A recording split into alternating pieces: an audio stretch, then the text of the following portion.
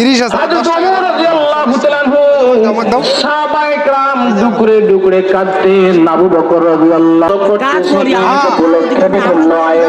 90 টাকা দে 90 টাকা 80 আর 10 টাকা সবে কদর তালাশ করার জন্য মসজিদের মধ্যে ইতিকাফ করেছে।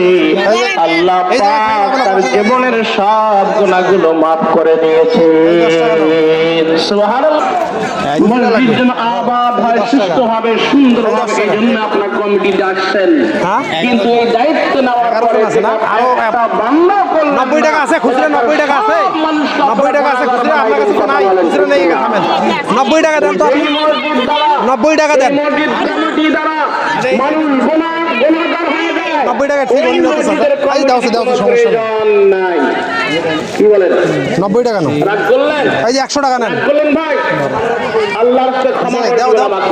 দেন আপনি দেন ওই জায়গা দেন কঠোর কথা আমি বলি, আমার এই জায়গা দেন মসজিদে 10 টাকা দাও একটা কঠোর কথা বলছি। দেন 10 টাকা দেন আমার হাতের মসজিদ, আমার দাও না কেন আপনি নিচে না এই মসজিদ আপনার সীমাবদ্ধ, কিন্তু একজন আলেম ইমাম মুয়াজ্জিনের সীমাবদ্ধ এক মসজিদ নয়, বাংলার তামাম জমিনে মসজিদের কথা বলেন ঠিক কিনা? 1 2 3 জনের বাকি আছে দেখলাম বাংলাদেশের লোক ওখানে আছেন। এই 10 টাকা এনে দিয়া 10 টাকা এই 10 টাকা মার তাড়াতাড়ি রোগ সারে। আর ওই একজন খালি আমি আলোচনা শেষ করবো। আর কেউ নাই একজন খালি বাকি আছে আপনাদের লোক তো এবার মেলাগুলো লোক আসছে দেখি একটু মেহরবানি করে বসেন।